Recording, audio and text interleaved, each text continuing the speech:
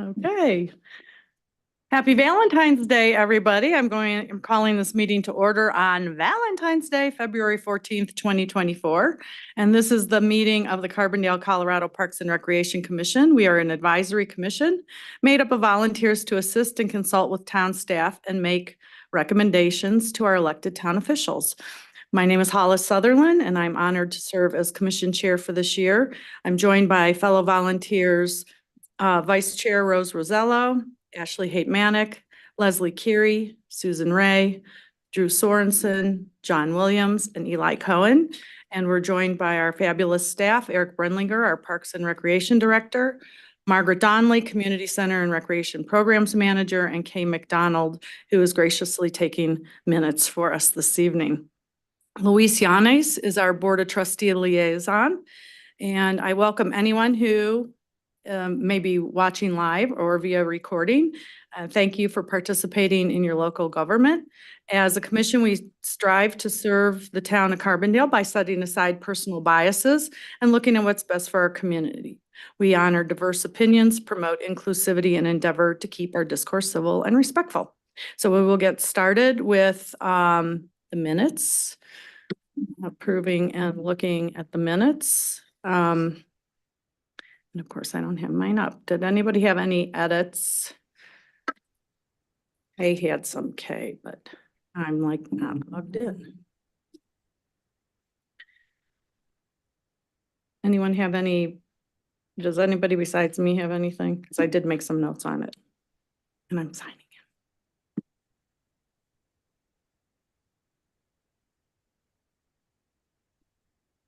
Everybody else is looking good. Okay. I'm sorry, I'm holding things up.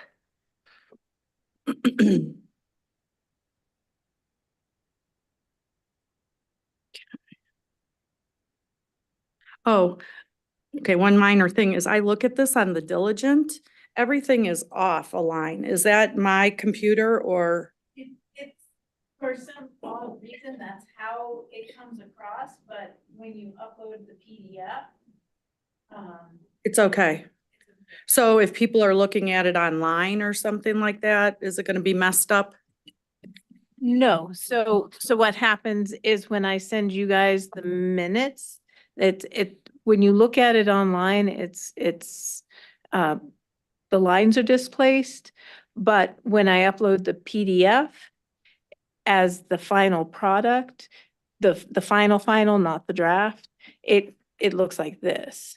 Okay. So everything, I mean, and I don't know, you can't really fix that okay. when you call it up online. Okay. I mean, I've tried. I get it. Okay, good. I thought maybe I had some weird program or something on my computer. Okay, and then on the very last page of the minutes, correct me if I'm wrong, Margaret, but I don't think the membership drive is buy one, get one free, isn't it? Buy three, get one free. No, that's okay. So I just want to be accurate with that. Those were the only things I saw.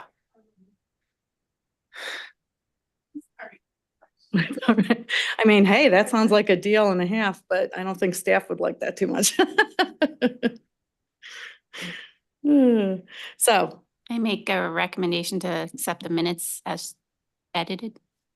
Okay. All right, all in favor? Aye. Okay, very good. On to, okay, we don't have anybody here who's not on the agenda. Right, yeah. Okay, so the Aquatics Center. Eric, how do you want to tackle this whole conversation? Yeah, we have a lot of documents in your packet. So if everybody's kind of online, it looks like right now. So we don't really need to screen share if we don't need to, and you guys can just kind of look at what we're talking about. If that's okay with everybody. We do have the ability to screen share if we need to, so, but I think everybody's looking at. Just tell us what you want us looking at first. Yeah, so there's a lot of information in this packet. Let me just kind of walk you through what's in there. So we do have our kind of a fast track timeline That'll be the kind of first thing we look at. Then we have the entire, actually an abridged schematic design packet that went to the BOT last night. It shows you, it has a lot of detail in it, but not full SD packet detail. So it is kind of an abridged one that kind of shows us, really the kind of landscape site plan and building ideas. Hey, Eric, can you mute your computer? Because there's a little bit of an echo. And I think you're the only one that's not muted that's up on because you're logged in up there too, right? There we go. Is that better? That better? I don't know. Muted now. Find out. Yeah, then just make sure your microphone. Yeah, I turned,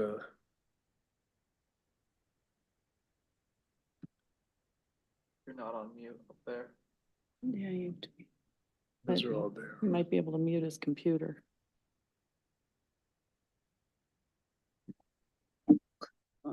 There you go. Now you're muted.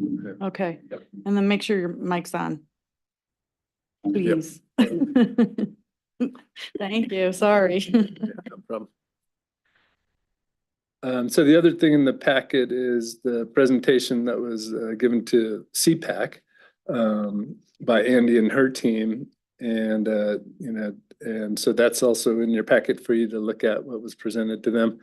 And then the design advisory group meeting notes from their meeting, which took place, prior to the BOT meeting, which we had to kind of move that meeting forward just to make sure that didn't take place after the BOT meeting, so they could at least have some say on some of the design aspects of the project prior to that BOT meeting. And then there's the capital campaign cabinet minutes in there. So just to show you the motion of all of the pieces of this project, everything's moving forward.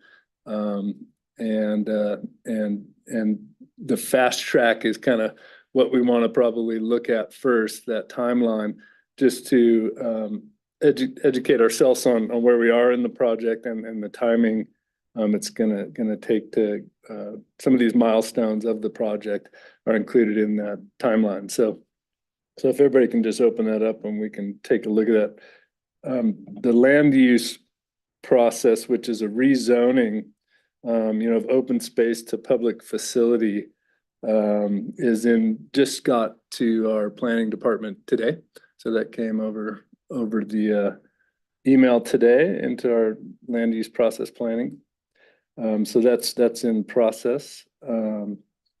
The SD pricing set, went to AD Miller, who's going to send it out for pricing.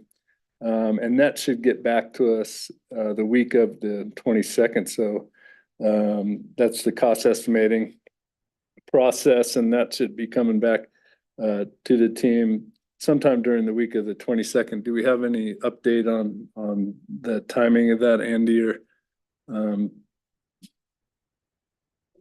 okay, that's what we were. That's our last knowledge of where that sits. Yeah. So Yeah. Okay, great. And so, this fast track process, if everything goes well, we would, have we can produce a demo permit, prior to building permit. We did talk to our planning department and our building department about that. And so that'll be in process also here fairly rapidly in the middle of the land use process. And could take place, before the building permit was issued. So that might mean that we would be starting some demo, of the building this June.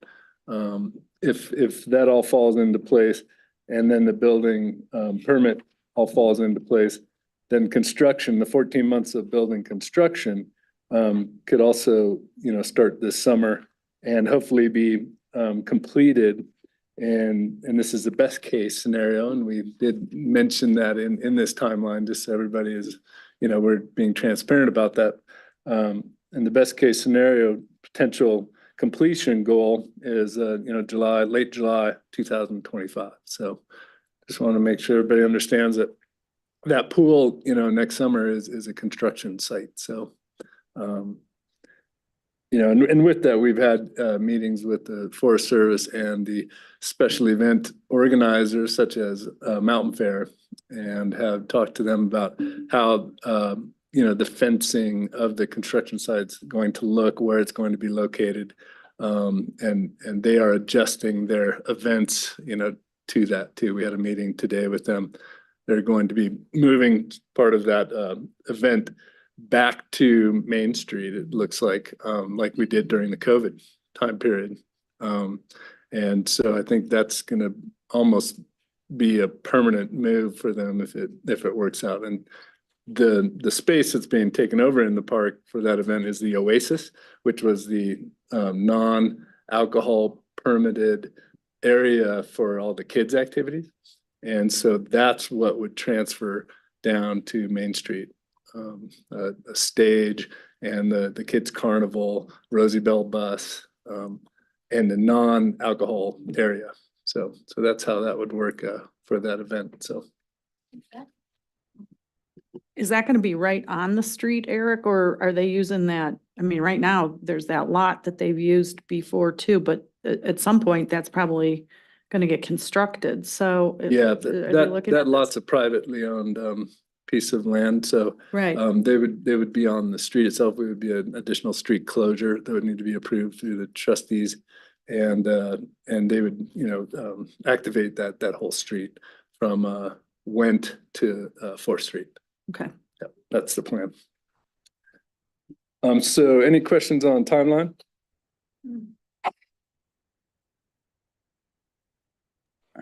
I have a question, Eric. On the land use process, that's the part where they have to get permission to use some of the land in Soper's Park as part of the pool, right? No, sorry, Hollis.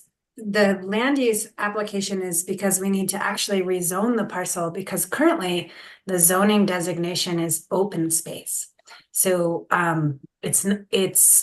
we're zoning it, we're rezoning it to public, which is the zone district that would be appropriate for an aquatic center. Hi guys, this is Wally. I'm here to answer questions tonight, but I might not be able to make a presentation. All right. Hi, Wally. Hey, Wally. Thanks for joining us. I was just wondering if there's something that, I mean, you've blocked out a good long amount of time for that. Is there going to be any kind of public pushback that would lengthen that? I mean, that's actually a possibility. Dave is shaking his head because I'm optimistic. This pool is contemplated in the zone district, and it's the intention. It does not seem like a contentious land use application. I think generally speaking, any public process in Carbondale has some wild card to it, right? Like that. If when we say things on the timeline, like best case scenario, the thing that's happening in our head is like, well, if we go to 4 or 5 land use hearings, like that, those are the kind of things that make the best case scenario not happen. So that's, I think it seems like a really solid application that everyone thinks is just sort of cleaning up the situation. It Okay. should be zoned public. Okay. So does that go to the planning and zoning, or does that go straight to Yeah. trustees? No, P&Z and then trustees. So both, you got to do both. And at the moment, we're just at the staff level, then we get the staff report, and then we go to P&Z, and then we go to trustees. Thanks. Sure. Will it be helpful to have some of us there at these meetings representing the commission? Well, actually, this is an interesting question. Is Parks and Rec Commission a referral? Because Carbondale Public Arts Commission is officially a referral agency because of the 1% for the arts. So they write a letter in favor. And the tree board, officially a referral agency because there's street trees being impacted. RAFTA, likewise. So we've gone and met with all of these different folks, and we're meeting with you guys for obvious reasons because you're Parks and Rec Commission. But those other groups are going to have to write a letter in support of or in opposition to, which none of them are, right, our land use application. But it might be nice to see a letter in support from Parks and Rec, that I think that would be helpful to the trustees, like, but I don't think it's necessarily required. I'm just like thinking this through. It's interesting that I don't know if you're an official referral agency, you know? What do you think, Eric? We're advisory in nature, but So are all I the think- other ones other than P and Z Yeah, though? I know. So I think that a letter, in support of this would help the land use switch process. So, yeah, so I think that should be Okay. done. So it's already the 14th. When I can give you timeline stuff, but yeah, I think we had scheduled our first, I don't have the. Oh, okay. schedule. So The if I, first if I, land use if I hearing is draft like a letter and. pretty for- far for- out, yeah. So if I draft a letter for the March meeting that everybody Sure. can approve, because there's no Sure. way, one person is going to write without the rest, Of course, yeah. the whole commission has got to approve it. Okay, let's put that on the March Yeah, March. agenda Okay, and we'll get a letter. Yeah. I'll draft it. Everybody can edit it and we'll approve it. Okay, fantastic. Excellent. late, work is crazy. I'm sure. I got you, Candy. And then for the other thing with Valentine's. with the building construction. So what I did hear last night at the trustees is that, like you were saying, Andy, that they're going to RAFTA to move the bus stop so that whole block is going to be closed off. And I Yeah. was thinking this is going to be a long time fence.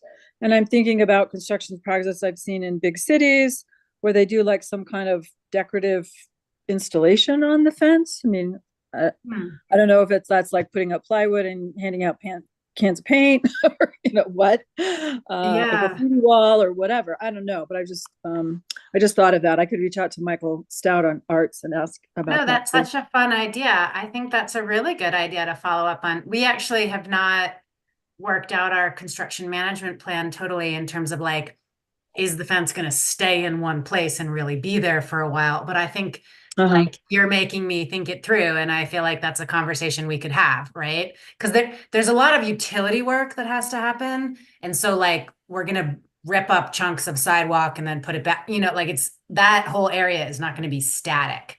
Like actually, the conversation with RAFTA was that we would probably move the bus stop like closer to 133. Like the bus stop will end up being on the block before you hit 7th. For the period of time of the construction. But that's sort of aside. I actually don't feel ready to totally answer this question. I think, Dave, we should probably have just a conversation about what that looks like. Yeah, okay, great. Yeah. Since it's going to be a long time. Yeah, it's going to be a long time. I'm just not sure that like the conditions in the field are ever going to stay the same long enough for there to be like an art installation, but like maybe, like it's worth talking about. Something simple, really simple. But sure, yeah, and Michael's the guy, so yeah, good idea. Yeah.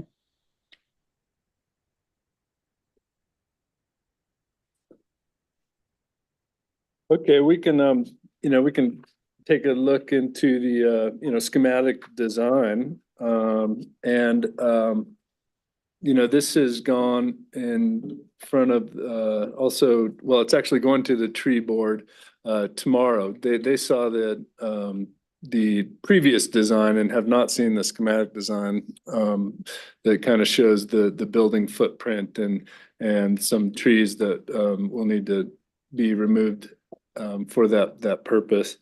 But I think then, and I think tomorrow is just a 15-minute kind of informational with the schematic design to share with the tree board. Is that correct, Andy? And that's kind of the way that's designed. But they did actually see exactly our tree proposal. So like none of that is new. The additional detail that we have now issued in schematic design package, like pool sections, not super critical to the tree board, like everything that impacts the trees is the same as the meeting that we had with them 4 weeks ago. So that whole, like our proposal is something that they evaluated and supported. and now tomorrow night we should we should be hearing and talking about what their letter of recommendation is going to be to P and Z and trustees. We had a request from some folks to meet and do a site walk ahead of that meeting. So we're actually meeting some folks on site at 5:30. I think generally speaking, folks who oppose the tree removal. So that might be a little bit of a, give and take kind of thing, but it's part of the process. And then we're going to go to the tree board meeting. There's the large spruce, I think, thank you, that is in between the Aquatic Center and the Forest Service is being removed. It's one of the trees that's not being saved and not being transplanted. Many of them are being saved or transplanted, but that one is contentious, and I think that'll be a topic of conversation tomorrow.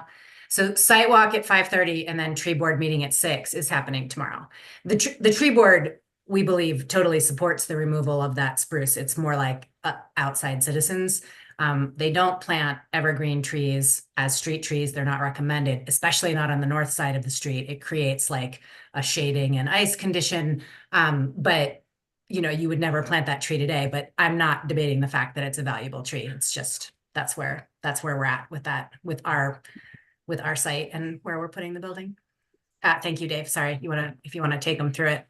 I don't know if the Parks and Rec Commission has gone through all of the details of this or not, or if you guys want to, but Dave, if you want, like I'll Yeah, I just figured I'd pull it up in case Great, do people it. were wondering what tree we were talking about. So this, oh, you can't see my cursor. On the right-hand side of the screen, where we have the sort of ambulance access, so that's the pool deck ambulance access. But like notably, actually, the only place on the site where that can occur. That is right where that spruce would go. The building itself would kill the tree because it's into its roots really significantly. The Forest Service is putting a sewer line through there and access through there. Like we would have to change their plan and our plan.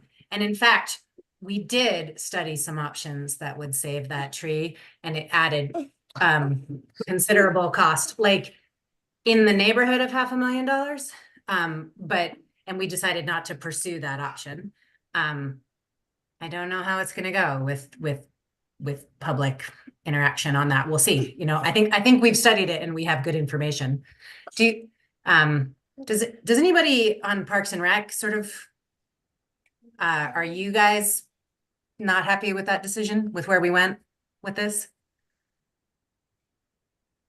I'm very happy with where you went. Okay. So we also had, just so everybody knows, Carl Minneke, our town arborist, did spend some time on site and did a scientific study of the health of the existing trees there. And so, a non-biased, just scientific study of what stage of life they're in too, and then made his own recommendations, to the tree board. And he's going to make his own recommendations to us of what trees he would like to see saved. And so I think that supports some of the decisions made here also. So I mean, I think like they're very happy about the extra effort that we're making for like the pine on the north side of the building and the elm west of the building.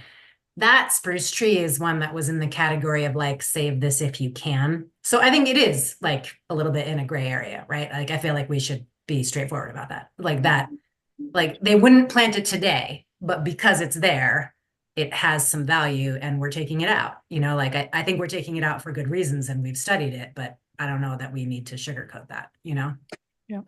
Andy, a couple questions. Do you know how many people you're anticipating to come, for the walkthrough and then to attend the tree board No, that's not tree board? Okay. It could be 2 and it could be 10, but not a ton. I don't get the sense like this is like hitting I don't get the sense like this is a major issue. It might turn into one, but at the moment I think it is not. And if it does, it does. You know what I mean? Like this is Carbondale. It's kind of what makes me love this town, Yeah. And the other question is, last month we talked about, when the commission met, we, had information on a different design that was with the basement and stuff like that. And then with the costing that Eric talked to about, adding about another 500,000 to that is what it ended up to. So Yeah, then we went exactly. back to this original Right. concept. But what, does the tree board know that this, or are they still thinking we were looking at a basement, or did they No, already see the tree this one? board, when we went to Parks and Rec, we were like, really trying to figure out the basement thing, and then the costing came back and we couldn't go that direction. By the time we got to the tree board, the basement was not on the table. We did discuss with them the fact that we looked at it and that it cost more. But you guys saw that it's interesting. Like, I can't remember it exactly, but like you guys saw that when we were still like, we didn't exactly know which way we were going to go, like when we were in front of this board before. Yeah, if I could offer up, we've said, well, it's $500,000 more. We went back to some folks, the mayor and the town manager. We have to recognize that $500,000 more was already on top of $2.6 million that they've already added to the project budget. And so there was a strong sentiment that, hey guys, we've already increased the budget the maximum we can. We just can't afford to go another 500,000 plus on top of that. Yeah. I have a little bit different question. Is the Siberian elm a treasured tree? And the reason I ask, I mean, I know shade is really important. I'm totally, that's valuable to me as well. I'm just thinking about any future for solar PV on the I forget what you call it, the atrium, the trellis area all around it.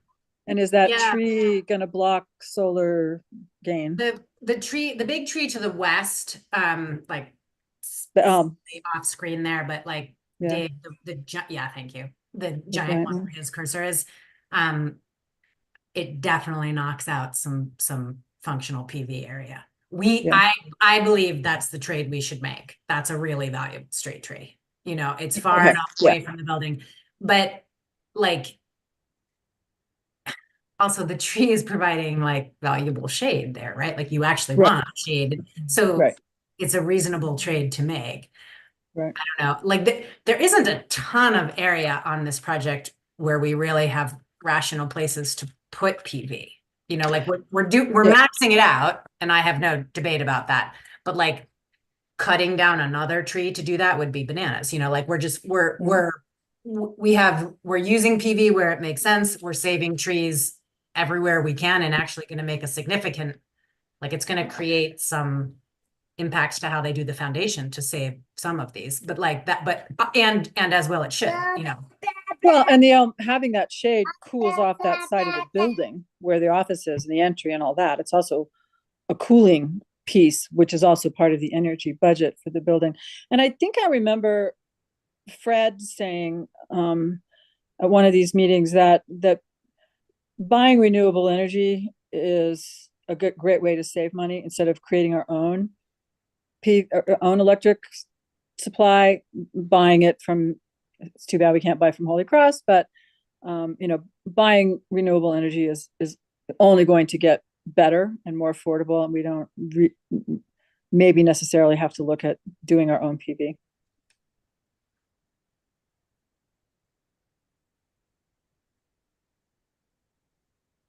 Well, anything else on the trees or the PV is all adult, right? Like it's I think it's going to happen, but so there's a portion of PV that's like on the main roof of the building, and I feel like that's pretty low hanging fruit. I don't know about you, Dave, but like it's all theoretically adult.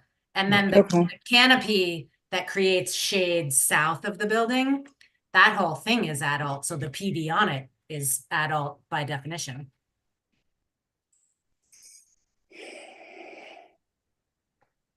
It will be interesting to see the money come back. Okay, Eric, what else Sorry, do you guys. want to hit on this? And The next page of that Yeah, too. schematic design is really the overall site plan, you know, with the landscaping. So that's probably the first time you guys have seen that, I think, too. Right. That was part of the thing that came up with trustees last night that was interesting is that they were like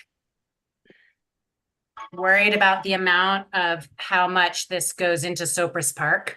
You know, like the aquatic center is extending further south than it used to. But so it's gonna go all the way down to the Miners Memorial, basically. Okay, sweetie, you gotta stop. But that, like, you know, that's something that I think we're gonna work to make sure like the public and folks understand before it happens. And I don't know, did Parks and Rec Commission all understand that it was like, it's actually expanding a bit further south than it used to. It's all town land, like we're expanding on the parcel that belongs to the town of Carbondale. And much of Sopris Park is actually Forest Service land. But that, the part where the aquatic center is expanding is town of Carbondale land. And Yeah, so that current fence line is somewhere in here. And then we're moving the fence line down to here. But it's no longer a movable fence like we were originally talking about, right? Just solid. well, I mean, this is a chain link fence, you know what I mean? Like, we're not talking about making something. I mean, you're right. It's a permanent fence. It's not movable. well, and that's, I guess, was my next question too. When we originally were talking about having a splash pad or something there that we might be able to, you know, fence off one part, what certain time of the year, and then it expands for the summer. What, is there any chance of that might appease them at all, where during the summer, during the pool season, it's expanded and then we can open that up in the off seasons? Or does that even make sense? Is that a really used part of the park? I mean, that was my next question. I know we've got that whirligig thing Yeah. that the kids are on, but we're gonna move that, Yeah, so that'll moves. move activity there. So I don't know. I wasn't as concerned, personally, I'm not as concerned about that as No, I feel like also what the, the off season, it's gonna be such a longer pool season anyways, that the Yeah. off season, kids aren't gonna be wanting to play, run around in the wet water if it's too cold anyways. yeah, I mean, if the park ended there, I'd be concerned, but it's a huge park, you know? Yeah, So, yeah. Yeah, so I'm not. And they'll concerned still about be able to walk across that bridge and everything too. So I was kind of not following, there was a line of thought or something about like people won't be able to cut through the park there anymore. And that's not accurate, is it? that. They I mean, can I think the aquatic center is expanding. And I think Yes. there's a kind of making sure people understand that Colin, you know, was talking to last night. And I understand that, you know, like Yeah. there's change that's occurring. But look at all the amenities they're gaining. Yeah, we're That getting, the town wanted. I mean, We're I getting think this we're- group, generally speaking, are representing users who are, you know, pro the aquatic center. And to have the aquatic center that we want, we need there to be some lawn, and having some lawn, that's the only place where it's going to be, you know, so like that lawn edge is basically what's requiring an expansion south into the park. This is one of those things that could come up at PNC, that like when they're looking at the rezoning and looking, I don't think it's going to be that contentious, but like, you know, just understanding the process. These are the types of things that people question. Why exactly did you choose where that fence line is? It's our best judgment. It's not magic. You know, like that's basically the answer. We think this is enough space.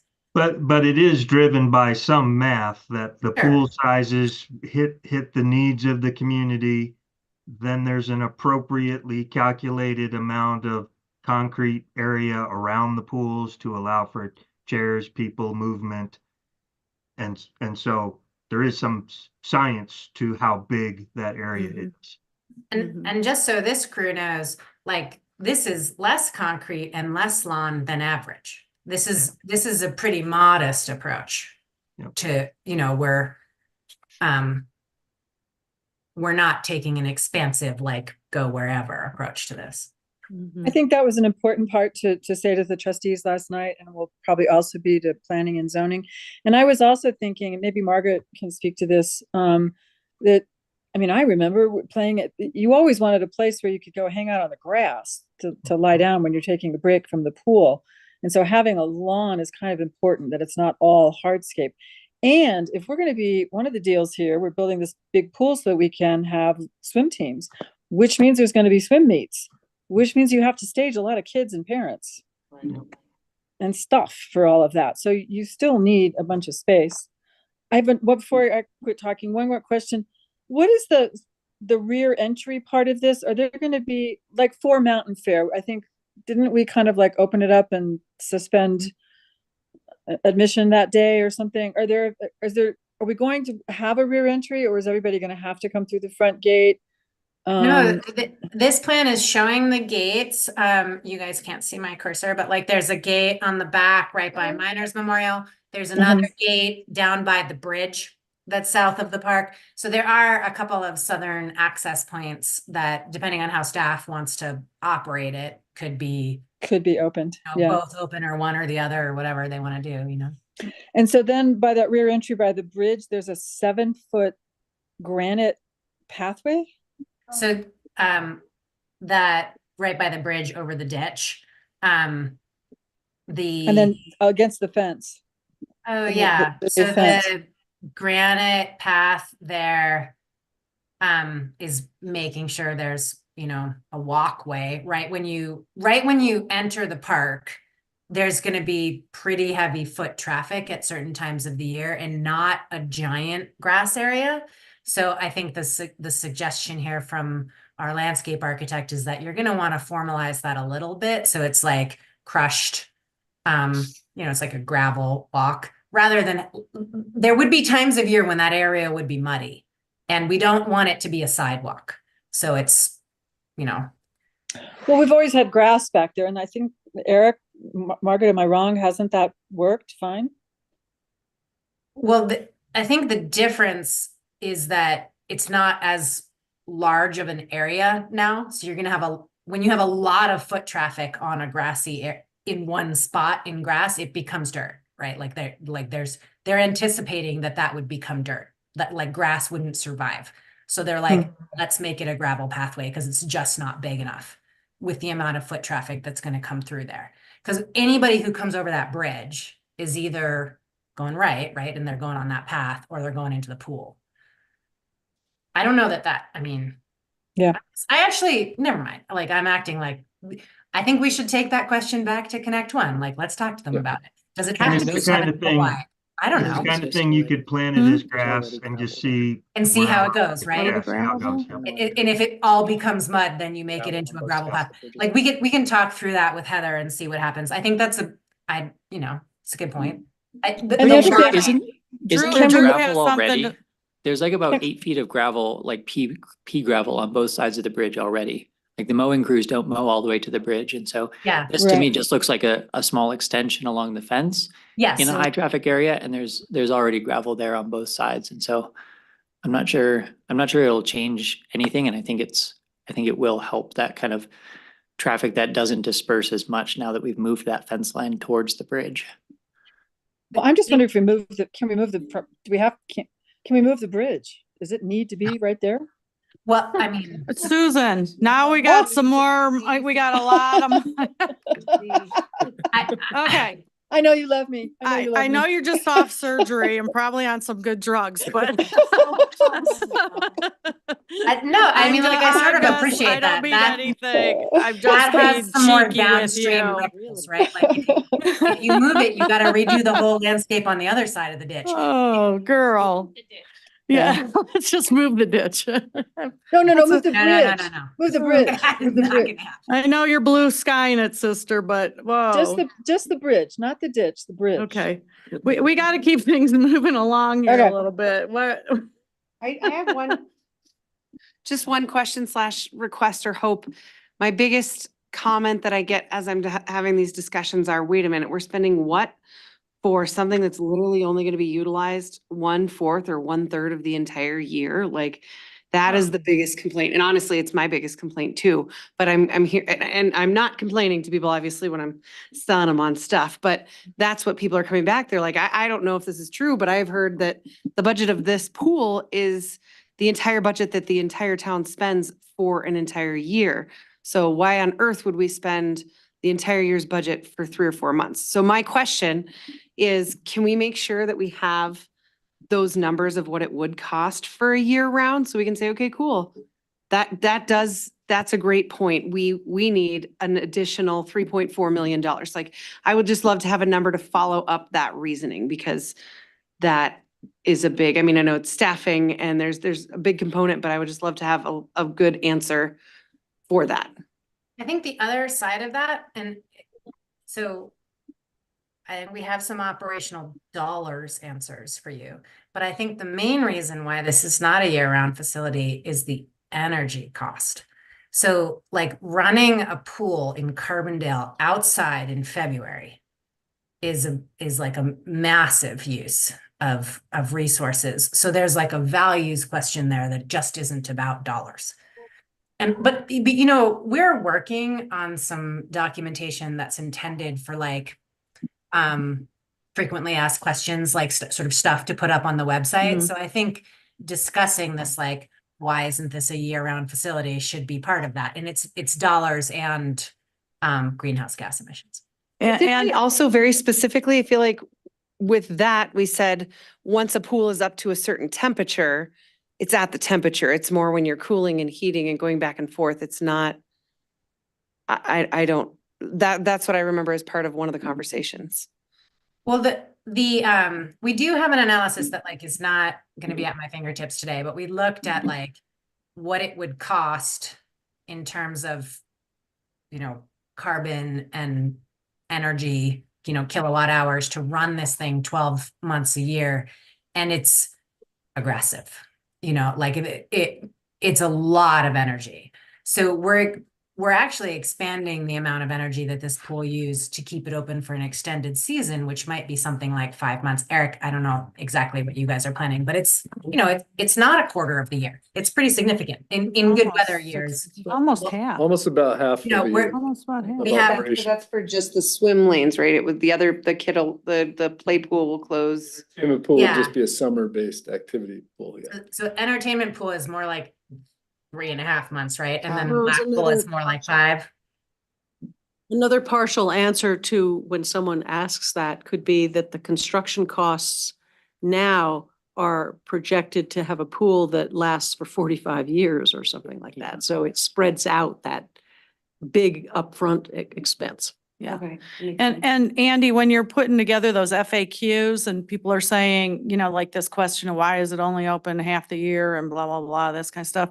Another question that we need to have on that thing is, why didn't we build an indoor pool, Yes, correct. you know, and put out there the $30 million that costs? So I'd say that's probably 40 million. now, Yeah. you know. So, I mean, but that's the kind of stuff that, you know, Or the balloon to put over it. Like, why don't we just get one of those yeah.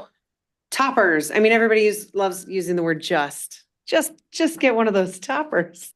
You know, I don't think that so far we're not seeing like tons of opposition to this project. I think it's good to like be. No, I don't think there's opposition, but when you start talking to people, the questions start flying.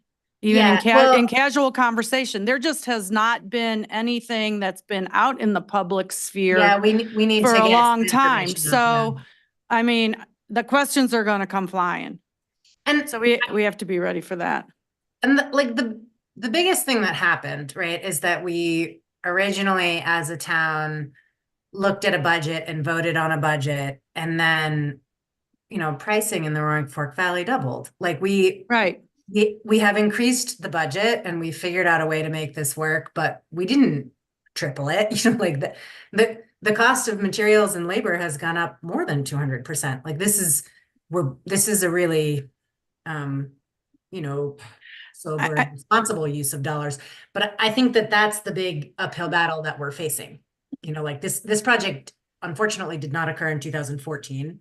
It occurred right after this massive And I don't think you're getting any pushback from anybody here. We all want to see this happen. And I mean, for the most part, the trustees are behind it, as you saw last night and stuff.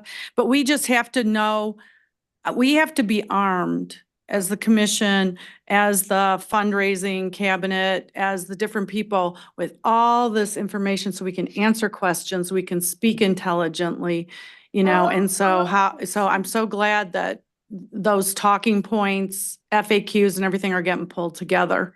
And, you know, and then hopefully we can all take a look at it and go like, okay, what questions are missing? And how do we answer those then too? You know? And so do we these can- guys have the deadline for that?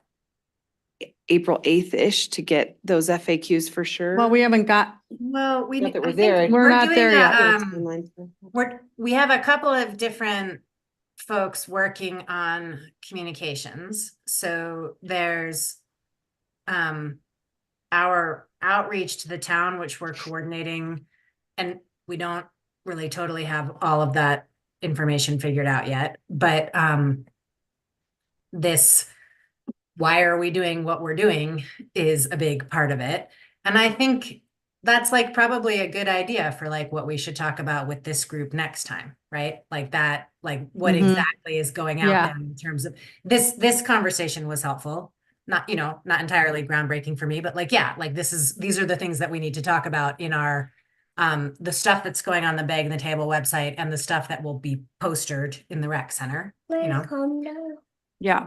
And just so the commission knows too, a week from Friday, we're having a meeting about pulling together a communications plan, an overall plan of that. And people, right now, the people in attendance with that, it's going to be Lauren, our town manager, Cynthia,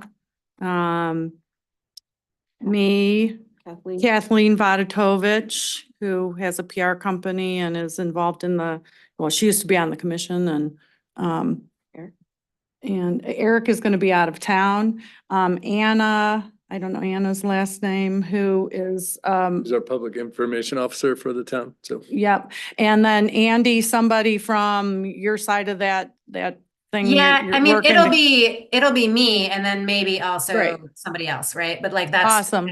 So I mean, I guess in terms of this meeting, I just think folks should know, like, we're working on the communications plan. And it's Yeah. like, it's a work in progress. And it's something that like a lot of people are putting thought into. And I think like, if anybody has like suggestions or concerns, that's really helpful. It's just like, it's not totally dialed and rolled out yet. Right, and but anyway, I just wanted the commission to know, so, you know, about that meeting next week. Any other questions about the design or anything like this at this point? Because Cynthia's here too. I'm super excited about the outside and the art and the tiles, and that's been I was gonna say, definitely like are we a discussing fun that at all? conversation. Are we gonna go through that? Yes, do you want to talk about that, Drew? Yep. Cool, yeah. Go for it. Yeah, it all looks good. I didn't know if we were like getting specifics on like certain aesthetics that we liked or not. Yeah. Going let's- there? Do you want to? It's definitely all welcome. I mean, like Yeah. the stuff that was issued, I just feel like folks should know, like, that was a little bit work in progress, but that's great. Like, that's when we want people's feedback, right? So have at it. Yep, so kick it off, Drew. What you got, Drew? Okay, cool. The first thing I think is probably the chain link fence. I was wondering if that's like what is currently there. The basalt pool has one that's a little bit more subtle, and incognito. And the snowmass pool has one that I believe is fascinating, and relatively simple. It's 1.5 inch rebar mounted into concrete. And so cost wise, I don't know what it is, but it looks a lot cooler than chain link fence and serves the same purpose. You mean going around the, Well, going around the pool? like on Main Street and at the entry, we're gonna have a nicer fence. So the image that, like, I'm not totally sure Yeah. that it's gonna be just vertical black bars, but like, that's where we're gonna do more of a custom fence. Cool. And I think that's even a better look than just chain link fence, particularly if we're exactly. linking into Sopris Park. I do think like that aspect also should probably have like a slightly nicer looking fence. If we want to kind of link these, you know, obviously I would refer to Margaret on kind of like, you know, how it works with, you know, kids getting through things or, you know, supervision or those sorts of things as well. but I do think that some slightly nicer aesthetic than the silver chain link, particularly on those public facing sides, would be really nice. I'm pretty bummed about the chain link fence facing the park.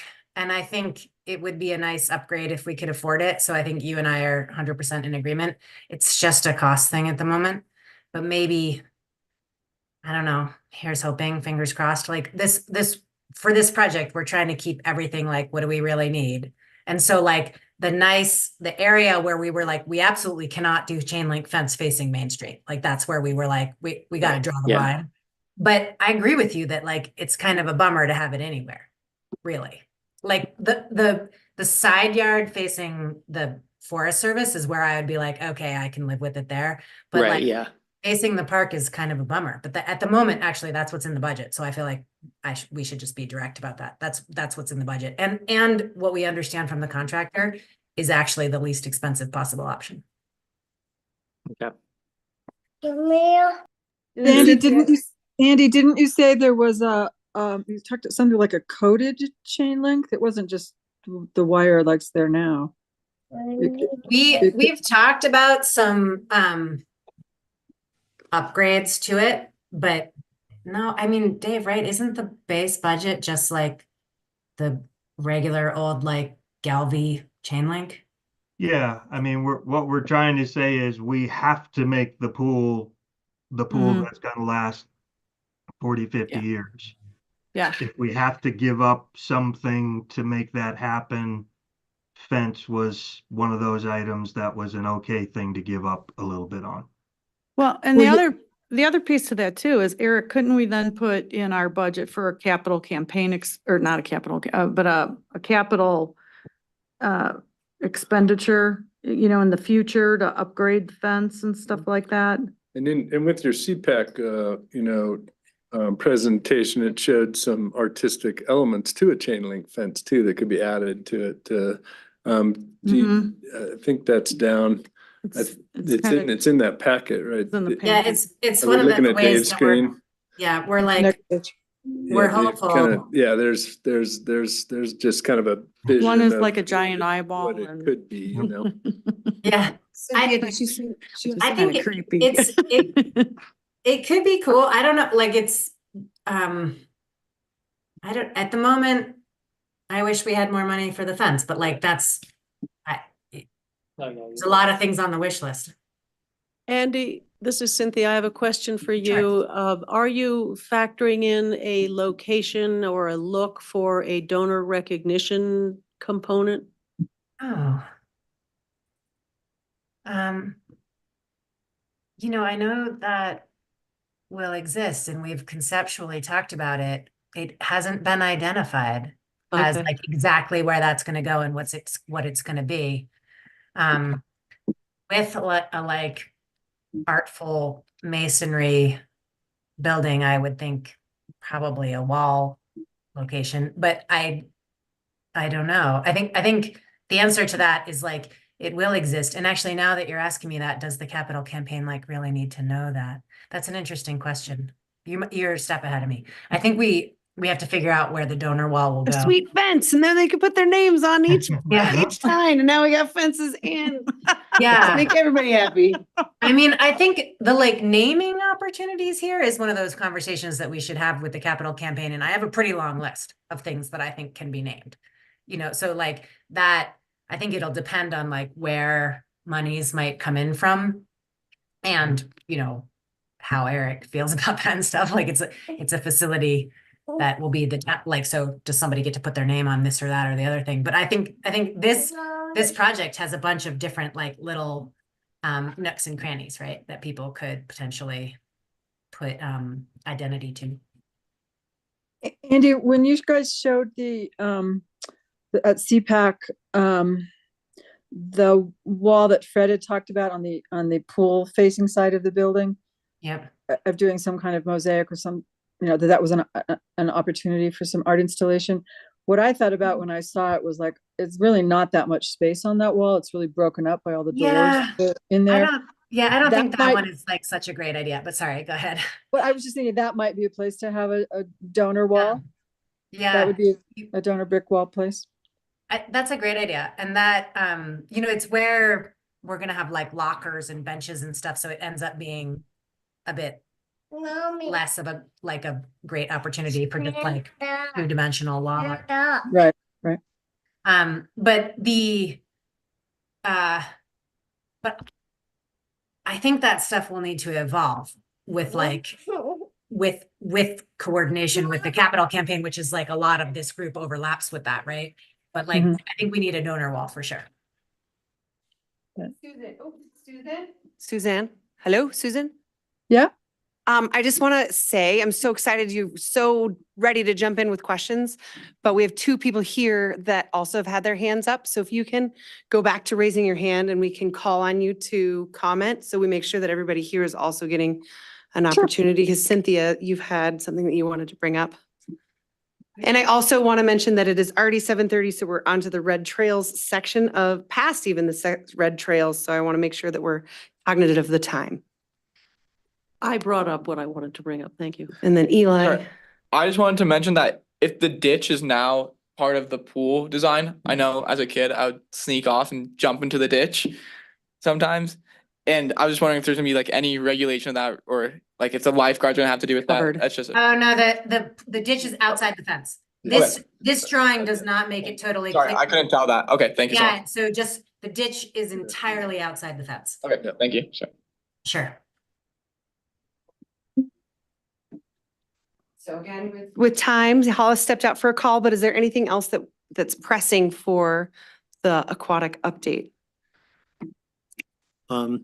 Just one thing, and sorry I'm a little late, but I don't know if it's been mentioned. As we're embarking upon this capital campaign, and I think Andy mentioned this, just be aware, it's election season. There might be folks who are coming up that are candidates that may not feel as strongly about this project. And so while the board currently supports it, that could change. So I just want you all to be aware of that, because that could impact how this goes. So. Do you have those names so we can make sure who we're voting correctly for? I don't know who that is, but you'll see the list of candidates, and I think those are questions if you attend the forum candidate, the candidate forum, those are good questions to ask. All right, let's get that on our calendar. Yeah. Susan Ray. Yeah. Okay, there's one. I think she supports it. Yeah, slightly in support of. Perfect. Cynthia, would you like to just give an update on the capital campaign? Just a quick synopsis. Well, the campaign, it continues to not have raised any money yet. $20,000. That's right. We had pledges at the cabinet meeting that were very inspiring for those there. And so two different $10,000 pledges, which is really wonderful from cabinet members. But of course, we've been waiting for the final designs in order to really get in front of people and really put together materials. At the meeting, it was largely an update from Eric about the renderings, the designs, how it stands. And then we also discussed holding an event probably on April 8th that I tentatively was calling it a VIP unveiling event, but that's a total misnomer in a public setting where the information is out anyway on the town website. So the purpose will be to have the cabinet members and commission members and others help build attendance of people who will potentially be donors, so that in one fell swoop, we can educate and a lot of people and have them feel invested and involved early on in the design and plans. Dive into the details. Exclusive information session, wave of knowledge. Did you get my ideas? Wave of knowledge, selective pool informational gathering. Here for this, here for you. Wonderful. So that's where we are, and we have our next meeting scheduled for, I believe, March 11th.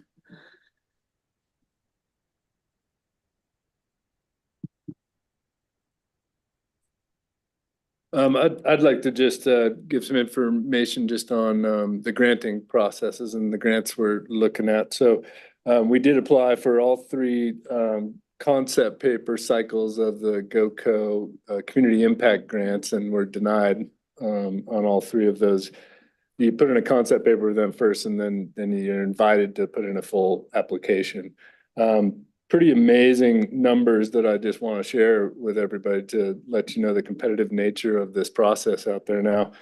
First cycle, there was 28 proposals, concept paper proposals, with 19 million in ask for funding.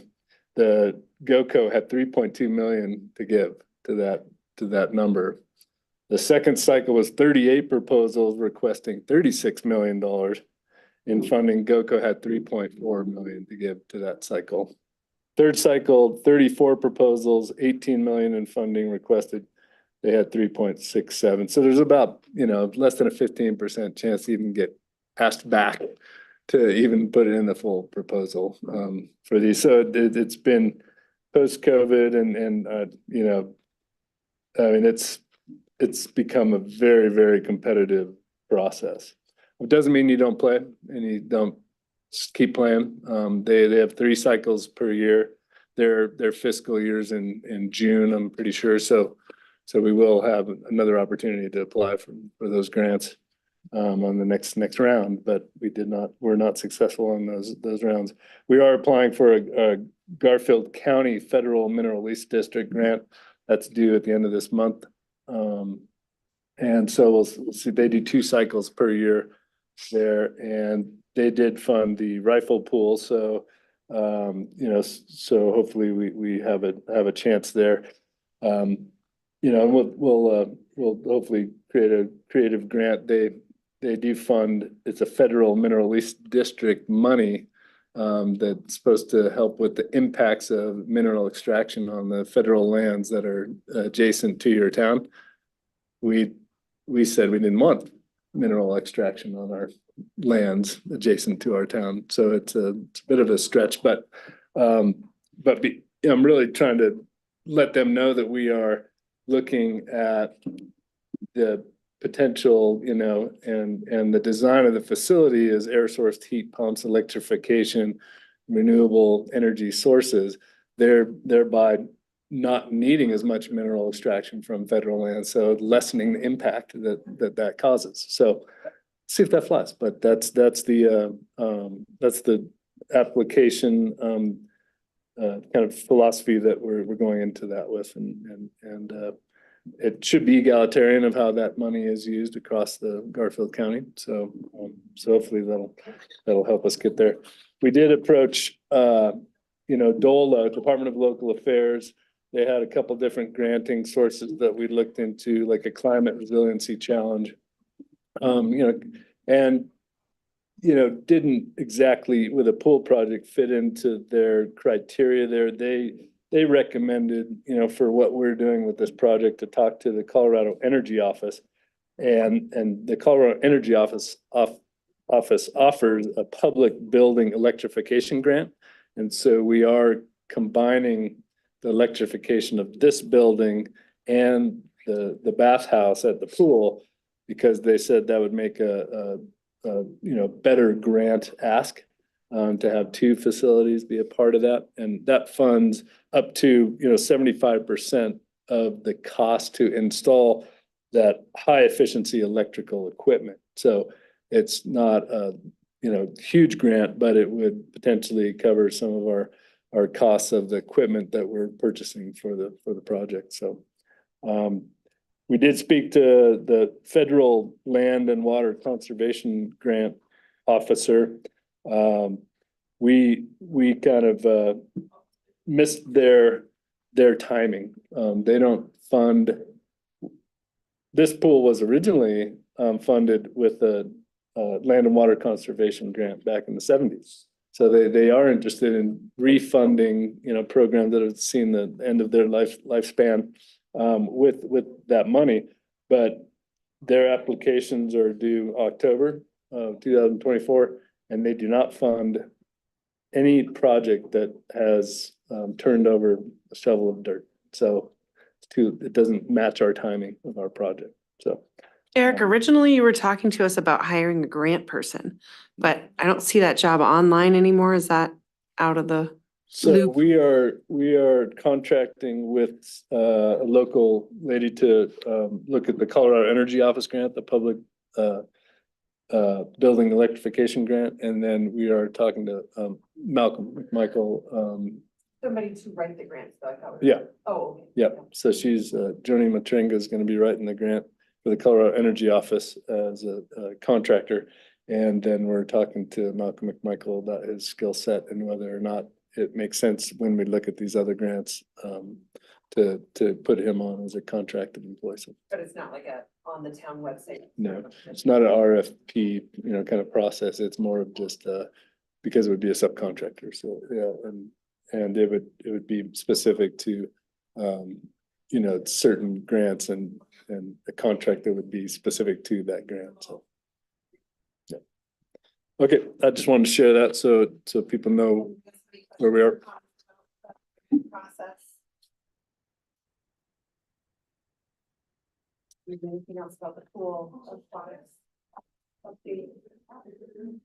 We are gathering names, so if anybody has good names that they're interested in, a lot of us went through. Sorry, Kay.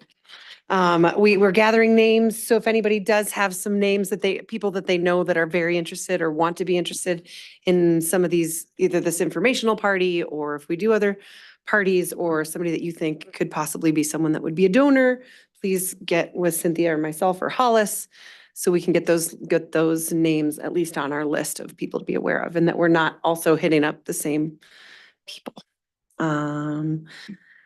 Perfect. Thank you so much. Unless there's anything else, you can hang out. Great. Eric, the Red Hill Trails, is that you update? Yeah. So yeah, if you guys can go to that memo that's in your packet there. So this is data from our Red Hill Trail counters. And so we actually have 12 months of data now. Last year we only had 11 months because we didn't start it until we didn't actually pull data and put up the cameras until it was already a month into the year. So this is actually 12 months of data.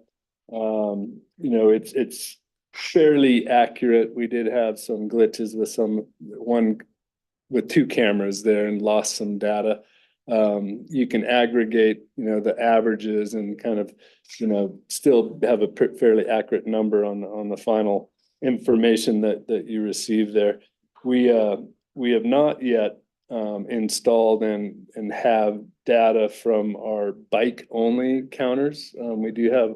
We have purchased last year in last year's budget a bike only counter that sits at the beginning of the trail underneath the ground, and it pulls in the metal of the bike. The future. And counts the metal of the bike. We don't know if it counts like the metal of a dog collar or a knee replacement or hip replacement. We don't know if that happens, but it'll give us a little bit of data on just the bike use up there. That'll be a little bit better than the data we have now. Right now, we only have a camera on the Beeline, which is a downhill biking trail up there, and downhill directional only. And so that'll help us, really kind of zero in on and separate a hiker from a biker. But some of at the bottom of the memo is kind of the analysis of some of this data. And so I do want to just kind of cover some of that. So total users passed by the readings on the two entrance trails, utilizing the average daily traffic times 365 days, is 137,000 heartbeats passed by those two. So that's somebody going up and down, right, on those two. So you have to split it in half. So it represents really about 68,679 individual users of that trail system. What's interesting, this data switched a little bit, and I think it was just weather-wise. Last year, the busiest month of the year was April, and this year, 2022 was April. 2023, it was actually May, but April was a very close, second behind it, and May only had 400 more users than April, so very close second. Why that's important is because that's our mud season, right? So the Red Hill Council, the BLM, Roaring Fork Outdoor Volunteers, everybody involved with the Red Hill Trail System is pushing out a public information campaign on to hike dirt, not mud, you know, to ride dirt, not mud. And the Red Hill Council actually got a grant from the Aspen Skiing Company Environmental Foundation to purchase and put up and utilize a mud meter signage. And so that's in production now. Cool. Yeah, so it'll be a user-defined mud meter signage. It's kind of challenging up there because you can have sections of the trail that are fine to use, and then sections of that same trail, because of the different angles and aspects, that are not fine to use. So we haven't really figured out how that's going to work with this mud meter sign. We might have a few mud meter signs in those different parts of the trail where it rolls over. And then somebody, when they get down, could adjust not only that sign, but then the sign at the bottom, and say, this trail is muddy. So we haven't finalized the design of that to make it really functional. Some of the daily average numbers, you know, kind of let you know, where the patterns of use are, right? And how people get kind of split up there. So those are the next kind of numbers there in the memo. Total average daily use is 113 people. And then the days of the weekends did not have a large increase of users compared to the weekdays, which I thought was some interesting statistics. All this data is represented with graphing and the master summary here. So I did include all that graphing in there, and you guys can do a deep dive into that. But that's kind of were the takeaways of how that trail system is functioning, why we have a trail adoption program, why we spend money each year on trail maintenance, because it's absolutely needed up there with those types of numbers. We are still working with Roaring Fork Outdoor Volunteers. They now have a dedicated trail crew as part of their team. And so we have contracted with them for 2 visits next year. And so that's not a public, trail work. It's actually dedicated and trained, employees of RFOV that can do the kind of more difficult and more technical armoring work of a trail section that needs to be armored for sustainability of that trail section. And so that's what we're working on there. We still have the trail maintenance endowment money that was originally from the Red Hill, Save the Red Hill campaign that we use for that purpose. So it's a finite amount of money, but we're going to use it as long as we can and spend it until it's gone for that purpose. That's what it's there for. So I'm glad that we have the ability to get a professional, trained trail builder up there to do that more technical work, utilizing that money. So that's what's happening up there. Any questions on numbers and timing? Hopefully this, I'll should be able to come back with a better report on the mud meter signage that was funded by the Ski Co. through the Red Hill Council. So, that's all in process right now. So, any questions?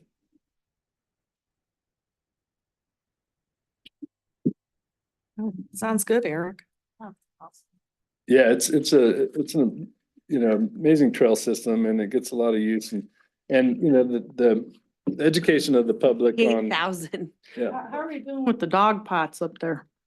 Yeah, so Oh, yeah, the run. the Independence Run and Hike funded 2 additional dog pots, that are on the trail and up the trail in 2 separate locations. And so they are also maintaining those Yeah, and paying for the supplies to maintain them. that's amazing. And so it's a really, really neat thing. We just got their signage, you know, they had some custom signage built, and so we just hung those 2 weeks ago. So now those dog pots do have, you know, do recognize them as the donors and the maintenance people that go and do that. And so that they send their runners up there, you know, a couple times a week and clear out those dog pots That's with awesome. with like a dry bag backpack, you know, that's lined and it's, Thank you, Independence Run and Hike. yeah. Yeah, for real. Because Red Hill Council did that big effort on flagging all the dog poop up there Yeah. last year, and they had over 700 flags that they Right. put up there last year. And a lot of those flags were not just in that first quarter mile. There was a lot in the first quarter mile, obviously, but there was a lot beyond that too. So you know, I hopefully we'll be able to do that effort again, and there'll be a part of that again to see how it's working, the education piece of the flags, but also the other option for people to deposit their dog poop. So Great. Yep. Okay, your quarterly report. You're doing all the talking. Do you need a water? Do you need any a break? breath mint? And another chocolate. Another chocolate. Quarterly reports. Yeah, this is just kind of information only. This is what we produce for the trustees, and we thought, why would we not share it with you guys too? So this was October, November, December, and yeah, if anybody has any questions on that, Margaret and I are here to answer those. But it's mostly just information. Most of you already know about it. It's kind of covers our existing projects and updates on those projects. Were there any questions for Erica on that or Margaret? has- Oh, Susan. Hi. What was I doing the other day? I was curious, how much does, and I don't really see it in here, how much does Parks support or, I don't know, service in kind, waive fees or whatever, to like green is the new black and 5 Points, that kind of thing? You know, they have the opportunity to apply for a community service grant, as all nonprofits do. So that's really where the support from the town comes from. I guess I remember talking, I can't remember his name, the guy that ran the contra dance at Potato Days, the Historical Society. And that it was part of their budget, that they had to rent the gymnasium. I think, I could be wrong. The contra dance was in conjunction with Potato Days, which we run, and so then they applied to waive the rental cost fee, but they still had to pay for security. Oh, is that what, okay. Yeah, but 5 Point and Green is the New Black pay the rental fee in full, including security Oh, okay, at the not-profit rate. thanks.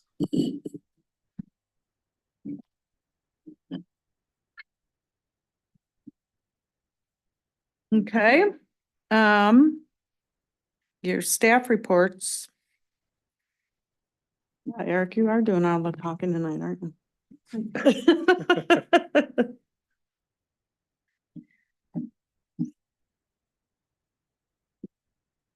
Or Margaret could go first.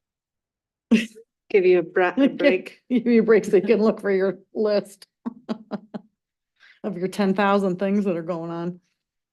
Yes. So I did update the 30, 60, 90, you know, but it's also reiterated in the quarterly report. So yeah, it's all the information's there. So I don't need to talk much about it unless people have questions about it. So. And then Margaret can let us know what's going on with the rec center and the rec department. We had here. Just passed since I have seen you last. We had the youth art, Valentine's youth art class. We had 7 in attendance. It didn't fill. We canceled the senior trip. They were supposed to do a dinner and a movie, but they only had 4 registered. So the senior coordinators are trying just different things and different activities. And that one did not take and then we had the photo contest for the Puzzle and Pie Night. And so we had 12 people submit photos and we had like 50 something photos submitted. And there were some really good ones. It was stiff competition and it was really hard to pick. So we had a team of 11 pick. So it was just how the numbers came out. Ongoing. Is there still space in that? I keep forgetting to. I'm getting to that. I'm getting to that. Ongoing, we continue to have hockey. It did go on pause for a week because of the weather, and then they're going to try and pick back a few classes as it gets colder. Broomball is going, and we had a lot of teams, so we're hoping to make it to a tournament for that as long as the ice holds. Adult volleyball continues.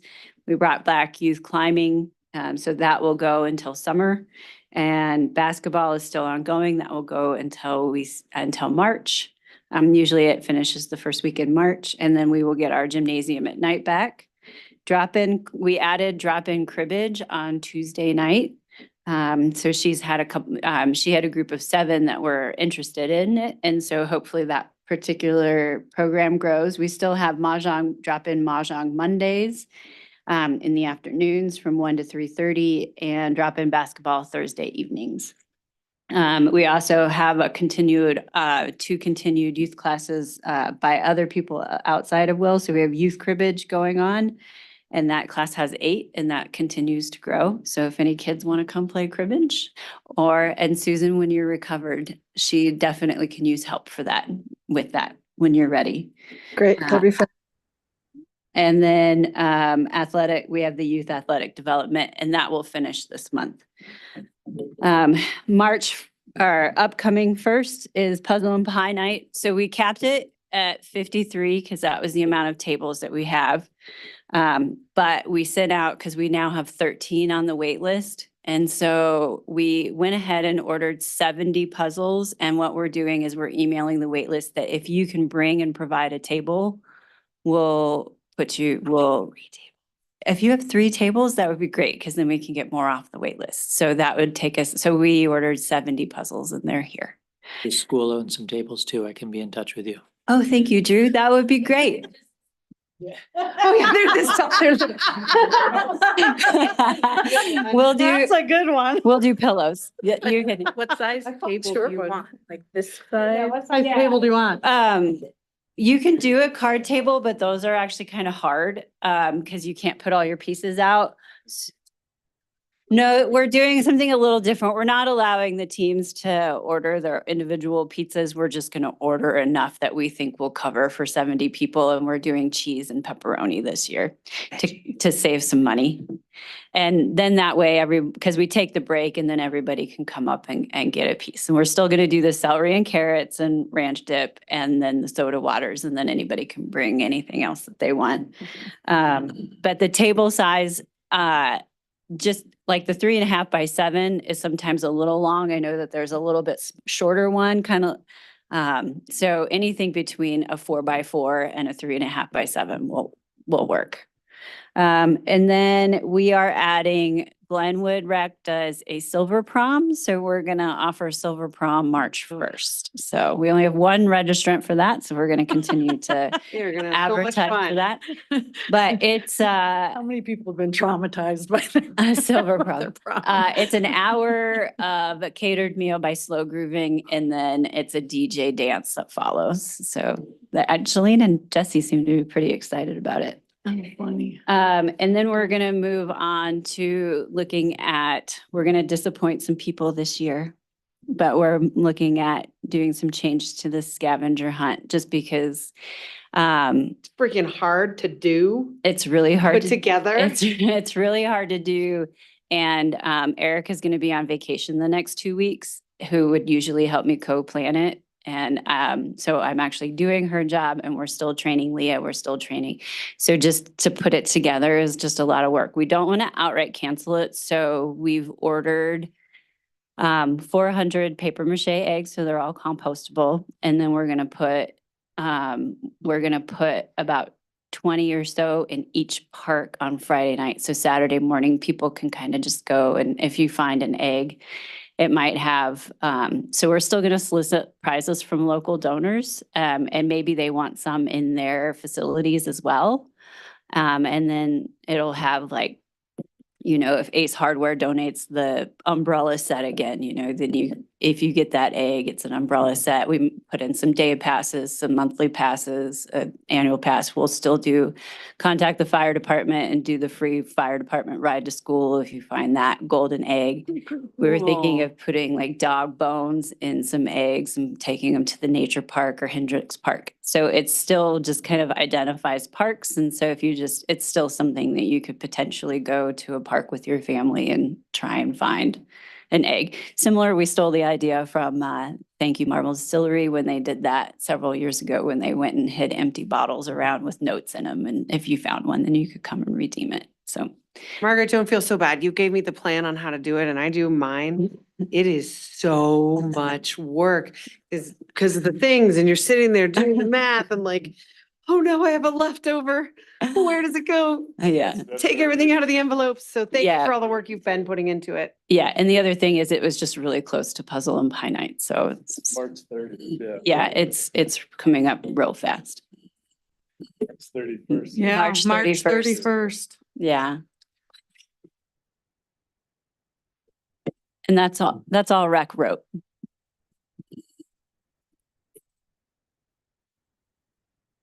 Okay. Commissioners reports. The only thing I've been meant to tell you earlier is I'm not going to be here at the April meeting. Eric already knows this. I'm in charge. We're gonna. Eric, are you going to be here for that? You're going to be gone too, right? Yeah. Rose is in charge. All right, people. So anyway, 10th, I'll be here. just want everybody to know that. Margaret, I need you. Anybody else have anything, commissioners? We've got a meeting tomorrow. Yep. For Rams Day. Oh, Rams Day. Whoop, whoop. It'll be sunny and the weeds will be blooming. No, So- you're the only person I've ever heard that wants the weeds blooming. Let's do organize and, Rams Day around weed mitigation, efforts. And so we will need some contingency plans in case, the weeds aren't up, right? So we have a meeting tomorrow to talk about those, but. Toothbrushes, there may be some cleaning that needs to be done at some point. And what we might do in that case is do some seed spreading. I mean, there's other, weed mitigation, and integrated weed, management plan efforts that we could do. So we'll talk about it tomorrow. And that's May 17th. So we might have plenty of weeds to tackle too. So just By then. Yeah. Okay, Luis, got anything for us? No, I think it was all, well, you were there, pretty well covered at Well, last I was night's here, but these board meeting others in were. terms of the Susan presentation was from on. Andy, and the update on the schematic design. So, yeah, I think the board is excited about it. Obviously, there's a lot of work coming up, but yeah, nothing else, I think, from our side. Okay. All right. Yes, look at that. We pulled it together. Nice work. Way to go quick there, Eric. I make a motion to adjourn. A second. All in favor? Kay is. Yay. Okay, I'm so happy. How do you guys Oh, I like still have time to Valentine's take my Day? wife out How do there. you